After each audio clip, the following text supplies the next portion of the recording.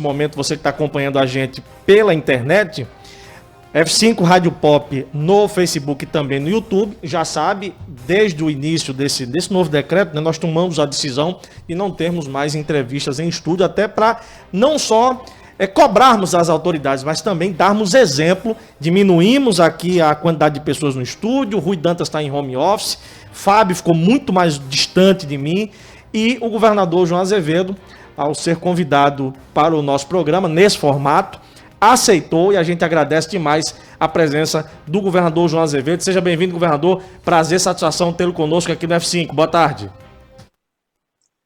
Boa tarde a todos que nos ouvem, primeiramente. Boa tarde a Rui, a Fábio, a você, Paulo.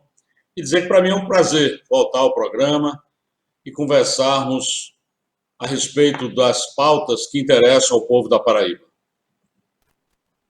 Primeira pergunta, então, do jornalista Fábio Bernardo. Primeira pergunta é contigo, Fabão. Governador, boa tarde. A Paraíba acompanha o que a gente vem passando. Algumas pessoas preferem não dar crédito. Parece que a gente está vivendo num mundo irreal, mas a verdade, a gente basta acompanhar os fatos. Há uma expectativa muito grande para o novo decreto que deve ser publicado hoje pelo governo do estado. Ainda em gestação esse decreto, governador, o senhor poderia nos antecipar algo? A gente vai manter as restrições atuais ou a expectativa deve ser concretizada e que a gente tenha um aumento nas restrições nesse decreto, governador? Bem, nós temos ainda, desde o início da manhã, que eu estou em reunião com toda a equipe técnica do governo, para que a gente possa estabelecer as medidas do tamanho certo, tentando criar o menor impacto possível na economia, para que a gente tenha a certeza de que, se de um lado vai promover e vai salvar vidas, por outro, tem um impacto menor na economia. Entretanto, o problema é a situação que nós nos encontramos hoje com relação à pandemia. Nunca houve, durante todo este ano, desde março do ano passado, um momento tão difícil quanto esse que nós estamos vivendo agora. O estado da Paraíba, em nenhum momento, até o dia de ontem, teve pessoas esperando vagas para regulação de UTI. E tivemos ontem esse caso. Pessoas esperando 6 horas, 12 horas, por um leito de UTI para que a gente pudesse fazer a regulação. Esse tem sido um trabalho de todos os dias, dos últimos dias, de toda a equipe que trabalha com a regulação do Estado. Então, o momento é muito difícil, exige-se participação e colaboração da população para vencer essa pandemia, que só será vencida através da vacinação e através, evidentemente, de medidas de proteção individual, que a gente cansa de falar, mas é bom sempre repetir. Uso de máscara, distanciamento social, cuidado com a higiene das mãos. Se as pessoas fizessem isso, nós não teríamos os sistemas públicos e privados chegando ao seu limite. Porque abrir leitos, eu diria que é relativamente fácil. Abrir leitos é compra de equipamentos, camas, respiradores, ventiladores, monitores. Mas nós temos uma limitação com relação a pessoal. Um leito de UTI não funciona sozinho. Você tem que ter uma equipe inteira cuidando daquele processo para que realmente dê resposta. Recentemente, nós chamamos mais 160 médicos para incorporar à nossa equipe. Nós sabemos, claro, que conseguimos isso em função, inclusive, do esforço que foi feito, dos valores que são pagos pelos plantões, atraindo para cá um conjunto de médicos muito grande, e a quem eu agradeço demais por ter se decidido a ajudar a Paraíba a passar e vencer, com certeza, esse momento. Entretanto, há uma limitação. Estados aí já estão fazendo apelo para voluntários, porque não tem mais equipe para tratar e conduzir e continuar acompanhando os leitos. Nós não queremos que a Paraíba chegue a isso. Por isso, o esforço e a dedicação que a gente tem que ter, por isso, as medidas que nós vamos tomar, Esse próximo decreto não será substancialmente diferente desse decreto que está em vigor até amanhã, até porque as medidas estão sendo implementadas e nós sabemos que dará resultado na próxima quinzena. Nós faremos ajustes que serão necessários, mas basicamente sem grandes modificações do decreto que já está valendo. Não quero antecipar agora, até porque existem medidas que estamos ainda em análise e que poderão sofrer alteração até o final da tarde, quando nós pretendemos disponibilizar este decreto. Governador João Azevedo, a gente sabe que nessa vida ninguém faz nada sozinho, principalmente no combate a uma pandemia como essa, que já matou milhões de pessoas ao redor do mundo. No governante sozinho não faz nada. E o senhor, imbuído com esse pensamento, acredito eu, tem dialogado desde o início da pandemia com representantes de várias entidades. E especificamente nós estamos percebendo que nos últimos dias o senhor se reuniu muitas vezes com os prefeitos das principais cidades da Paraíba, com representantes do Ministério Público. Enfim, eu queria saber do senhor qual é o seu sentimento, o que é que o senhor sentiu por parte dos prefeitos, dos gestores, que têm uma responsabilidade tão grande quanto a sua, já que as pessoas moram no município, vivem a realidade, seja ela sanitária, médica, dos municípios. E se o senhor vê essa reciprocidade desses prefeitos com relação a essas atitudes que estão sendo tomadas pelo governo do estado, e que o senhor vê, ao conversar com essas pessoas, ao dialogar com esses prefeitos, a mesma responsabilidade, dividindo aquilo para que não fique apenas a decisão apenas sobre seus ombros, governador João Azevedo?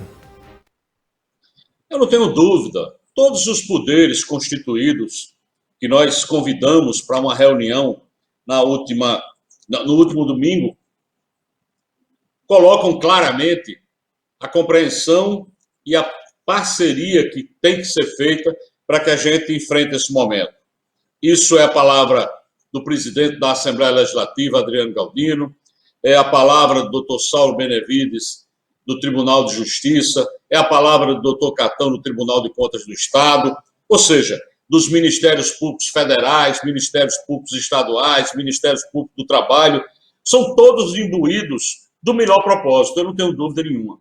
Essa responsabilidade do oferecer leitos, ela está sobre exatamente a responsabilidade do Estado e de municípios.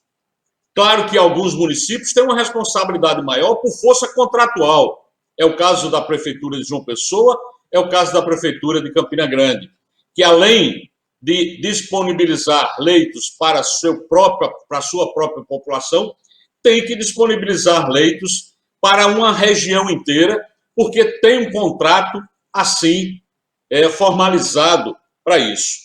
Então, nós sabemos disso. Eu tenho certeza, independente de divergências, independente de posicionamentos, independente de defesas que se façam, às vezes, local, analisando somente o seu próprio município, todos os gestores sabem da responsabilidade, do compromisso que tem que ter nesse momento para enfrentamento da Covid.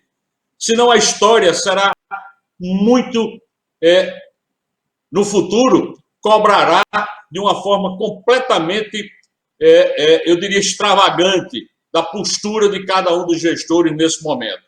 É preciso ter coragem, é preciso enfrentar isso com maturidade, é preciso enfrentar essa pandemia com não só a infraestrutura que se coloca à disposição, mas com a postura de um gestor, com a postura de um líder local, para que a pessoa do seu município ela possa ter, acima de tudo, esperança de que nós vamos vencer. E eu tenho certeza que todo mundo tem esse pensamento. Claro que muitas vezes colocados de forma diferente, mas tem sim esse pensamento. Governador, em relação, o senhor falou sobretudo da cidade de João Pessoa e Campina Grande, pela responsabilidade, pelo fato de receberem dinheiro para poder abrigar pacientes de outros municípios. Chamou a atenção, após a reunião que o senhor manteve neste final de semana com os prefeitos de João Pessoa, de Campina, representantes do MP, da Assembleia, um vídeo postado nas redes sociais pelo prefeito de Campina Grande, Bruno Cunha Lima, reclamando que a cidade de João Pessoa tinha fechado leitos de UTI, que Campina Grande estava sendo penalizada porque estava recebendo pacientes de outras cidades paraibanas. Como é que o senhor viu a postura do prefeito Bruno Cunha Lima? E eu vou mais além. O senhor não está querendo adiantar, porque ainda está sendo construído um novo decreto. Em caso de mais restrições nesse novo decreto que o governo do estado deve publicar ainda hoje, caso a prefeitura de Campina Grande descumpra, o governo pretende acionar a justiça, governador? Começando aí pelo final, é evidente que a partir do decreto, e que não seja apenas recomendação, seja a determinação das autoridades sanitárias do estado, nós vamos ter que cobrar de qualquer município que não cumpra o decreto na justiça, e a justiça fará essa mediação. Afinal de contas, é o local e o fórum é exatamente na justiça para se discutir qualquer tema como esse. É inimaginável que você tenha uma doença que já matou 2 milhões e 600 mil pessoas no mundo. Eu vou repetir esse número para que as pessoas tenham ideia. 2 milhões e 600 mil pessoas no mundo já faleceram por conta da Covid. E imaginar que a gente discuta nesse momento em que há uma necessidade real em função da velocidade do contágio que está acelerado, medidas protetivas, alguém seja contrário a essa posição. Infelizmente, o prefeito foi mal assessorado, passaram para ele informações inverídicas sobre o número de leitos. A Paraíba viveu seu pior momento no final de julho do ano passado. Final de julho do ano passado foi o pior momento da pandemia para esse estado. Estamos hoje no pior momento, mais ainda complicado do que foi em julho do ano passado. E lá naquele dia, 6 de agosto, eu peguei como referência. Nós tínhamos aqui em João Pessoa, na primeira macro, 193 leitos de UTI e 273 leitos de enfermaria. E ontem, antes de ontem, no dia 7 de março, nós temos hoje em João Pessoa 212 leitos de UTI e 281 leitos de enfermaria. Nós temos mais leitos de UTI, mais leitos de enfermaria do que tínhamos no dia 6 de agosto do ano passado, demonstrando que o dado que o prefeito passou não é verdadeiro. A assessoria dele, talvez, no sentido ou no intuito de agradar, tenha passado informações equivocadas. Mas isso não é o que me prende a essa discussão. Eu não quero alimentar essa discussão. Eu quero e busco fazer entender e fazer compreender que nós precisamos estar unidos nesse momento para enfrentamento da pandemia.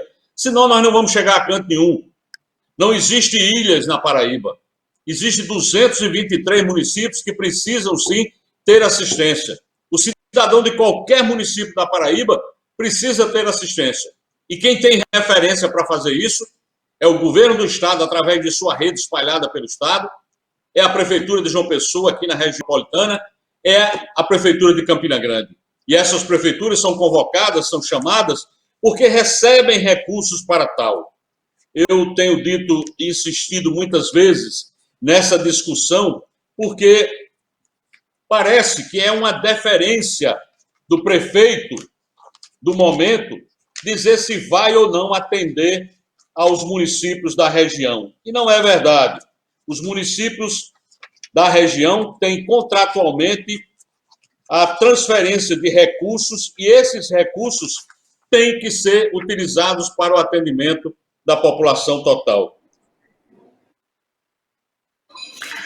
Governador, boa tarde. Boa tarde, Rui. Só para concluir. A saúde fez transferência de fundo a fundo no ano passado do governo federal para a Paraíba como um todo de 2,7 bilhões de reais. 2,7 bilhões de reais. As secretarias de todos os municípios, à exceção de Campina e João Pessoa, recebeu 1,5 bilhão de reais. A Prefeitura de João Pessoa recebeu 579 milhões de reais. A Prefeitura de Campina Grande recebeu 313 milhões de reais. E o governo do estado recebeu 347 milhões de reais. A grande diferença é que o estado tem 33 hospitais. Será que a Prefeitura de João Pessoa ou a Prefeitura de Campina Grande tem uma rede com esse número de hospital? É evidente que não. Mas não é isso que eu coloco sempre nas discussões. O Estado, recebendo o recurso que recebe, vai para a luta e efetivamente presta o serviço à população. Toda com recurso do próprio povo da Paraíba. Essa é a grande questão. E numa hora dessa, imaginar que qualquer município é uma ilha e que só tem que pensar nele mesmo é um equívoco muito grande e eu não vou nessa direção. Governador, boa tarde. Eu venho dizendo aqui a Fábio, a Paulo e aos ouvintes que não gostaria de estar na sua pele, não gostaria de estar na pele dos prefeitos nesse instante, porque é muito fácil de fora, governador, olhando pelo próprio umbigo, estar se colocando no lugar dos outros. Né? Numa pandemia em que não há uma liderança nacional tocando o barco, quer dizer, liderando ações em conjunto, é cada um por si, Deus por todos. Eu acho que a melhor frase que eu vi recentemente foi a do pastor Estevão Fernandes, quando disse o seguinte, semana passada num vídeo: na falta de consenso é preciso ter bom senso. Então, esse registro aqui na minha fala inicial. Mas eu gostaria de fazer a seguinte pergunta. Quanto o governo federal, de fato, distribuiu para o estado da Paraíba? Qual é a repercussão disso para a receita do estado frente às despesas do Covid? E o que é que aquela declaração do presidente atrapalha nesse momento em que vocês estão numa verdadeira guerra, governador? Eu acho que o maior que o Brasil vive hoje é exatamente essa tentativa de colocar no colo dos governadores e prefeitos a responsabilidade pela crise econômica, a responsabilidade pela crise sanitária. Esse é o grande equívoco. Quando se fala hoje de 14 milhões de desempregados, a gente tem que lembrar que antes da pandemia você tinha 12 milhões e meio de desempregados. Então não foi a pandemia que gerou os 14 milhões de desempregados. Isso não é verdade. Segundo, essa disputa de recursos, de dizer que recebeu a Paraíba 21,2 bilhões de reais para a pandemia, não é verdade. Porque se a gente for segregar dentro desse valor de 2,7 bilhões de reais que a saúde passou de fundo a fundo, somente 775 milhões foram para o combate à Covid. E o estado da Paraíba recebeu 138 milhões. A Prefeitura de João Pessoa recebeu 132 milhões. E a Prefeitura de Campina Grande recebeu 77 milhões. E os outros municípios todos da Paraíba receberam 427 milhões. Ou seja, esses foram os recursos fundo a fundo para o enfrentamento da Covid. Fora isso, tivemos recursos dentro da Lei Complementar 173, que na sua linha A, no seu artigo 5º, estabeleceu que haveria transferências também para estados e municípios para dar suporte às ações de saúde e assistência social. E nós recebemos mais 191 milhões. Ou seja, em linhas gerais, a Paraíba recebeu para enfrentamento da Covid 329 milhões, dos quais já utilizou mais de 220 milhões de reais. E que tem ainda um saldo de 107 milhões, que já tem empenhado aí pelo menos 50 milhões de reais. Ou seja, esses são os números que estão no portal do Ministério da Saúde. Basta que qualquer cidadão acesse o site do Ministério da Saúde e vai ter lá a informação correta com relação a recursos. Nós sabemos claramente que a ação do governo federal com o auxílio financeiro para a população de R$600 foi fundamental para passarmos esse momento. Houve uma ajuda significativa para essas famílias que hoje estão passando fome.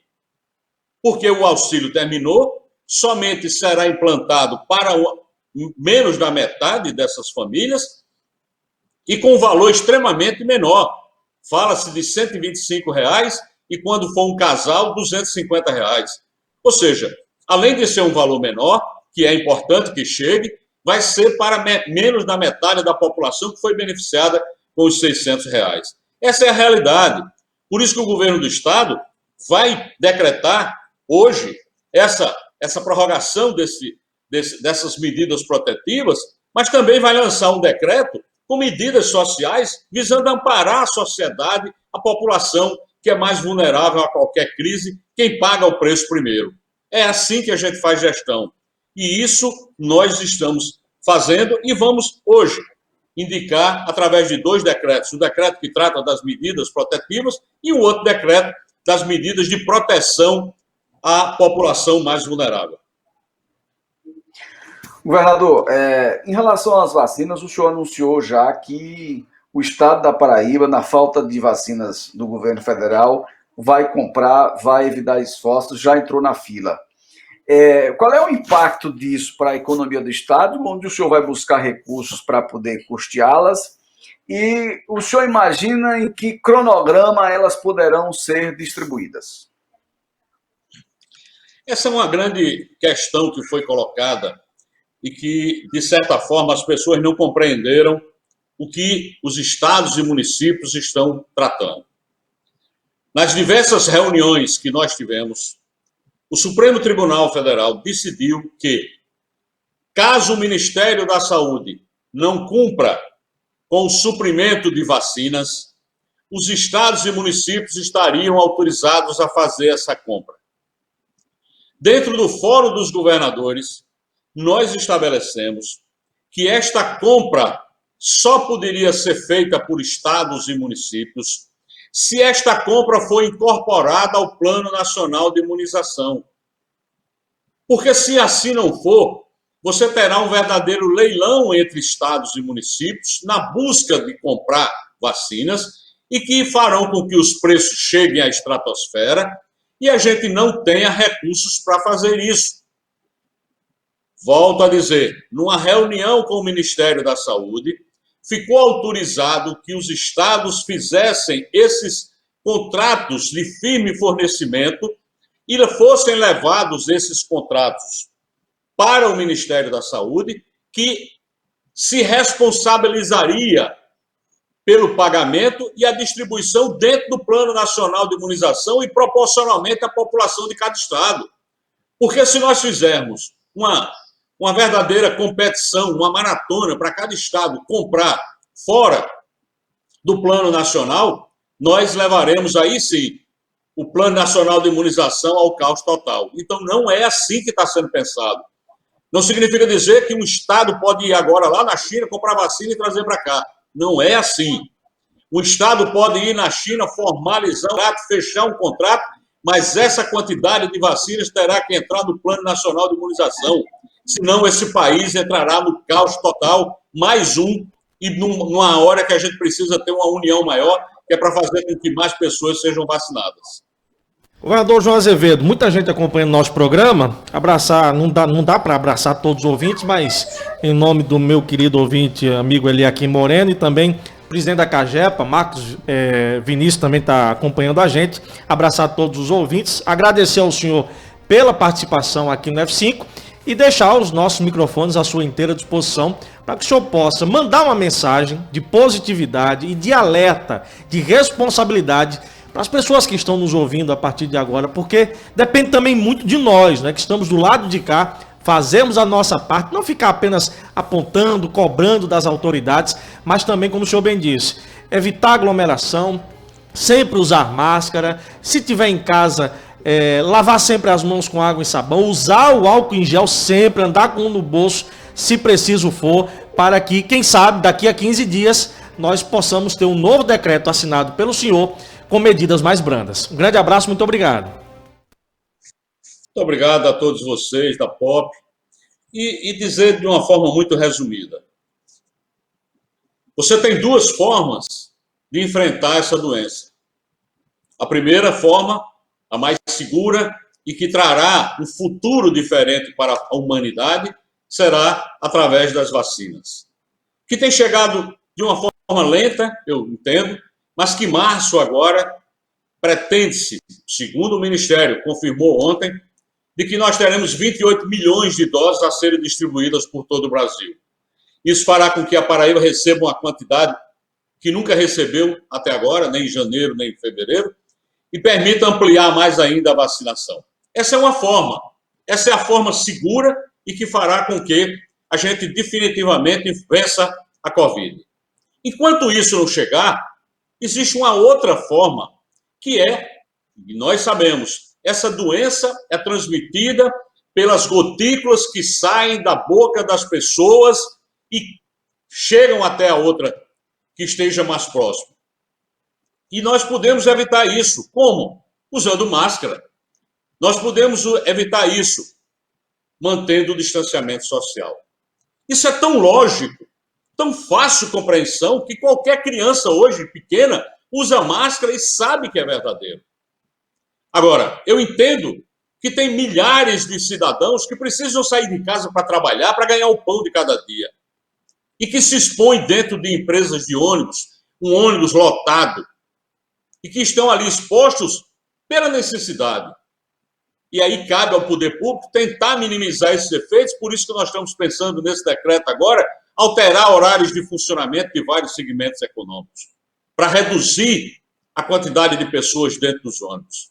Mas é inaceitável, é inadmissível, é incompreensível que atitudes irracionais, como se juntam para fazer uma balada, uma festa, de todo mundo sem máscara, se contaminando, promovendo aglomeração, levando a doença para casa e contagiando pai, mãe, avô, avó, que agora não tem mais limite de idade. A gente tem visto exemplos todo santo dia de pessoas cada vez mais novas se contaminando. Essa é a grande questão. A consciência coletiva da população precisa ser mais aguçada. A responsabilidade com o próximo precisa ser mais aguçada. E é isso que eu defendo e peço, e faço esse apelo quase que constante, vira um mantra a gente dizer isso. Mas nós temos que cuidar dos outros. Nós temos que ter o cuidado com as outras pessoas, não só com as pessoas que estão muito próximas a nós, familiares que nós amamos. Nós temos que amar o próximo da mesma forma que nós nos amamos. É protegendo a população, é protegendo uma pessoa que você nem conhece, com um simples ato de usar máscara. Se alguém se nega a usar máscara, essa é uma atitude irresponsável e inconsequente. É isso que é preciso ter fundamentalmente para que a gente vença essa doença. É a consciência popular, a consciência que toda a população tem que ter para a gente vencer juntos essa doença. Senão, vai ser impossível. O sistema de saúde vai colapsar, milhares de pessoas irão morrer e a gente não vai ter muito o que fazer. Obrigado, governador, pela presença. Um forte abraço. A gente fica aqui na expectativa, então, do decreto que pode ser publicado a qualquer momento. Um grande abraço, sorte e sucesso no combate à pandemia. Obrigado, um abraço mais uma vez pelo espaço a você, Rui, a Fábio e a você, Paulo. Um abraço. 1 minuto, 1:01. Quase que eu endoideço coxinha agora no final. Mas, Fábio, tá aí o governador, não foge de perguntas, tem uma responsabilidade muito grande e eu faço as palavras de Rui as minhas. Eu não queria estar na pele do governador, mas a gente percebe que ele, de maneira nenhuma, em momento algum, foge da responsabilidade. É verdade. E aproveitar, Paulo, para dar uma satisfação aos nossos ouvintes, muita gente mandando pergunta. Nós tínhamos combinado com a assessoria do governador que encerraríamos às 12h58, porque ele vai entrar logo em seguida numa reunião online. A gente fez a nossa parte. O governador, obviamente, não adiantou informações sobre o decreto. A gente aqui não vai estar inventando, como tem muita gente inventando. Dá para perceber com isso que se vazou, não vazou do governador. Não vazou do governador. Porque senão ele poderia ter dito aqui, né? Pois é, a gente pode apenas destacar, Rui,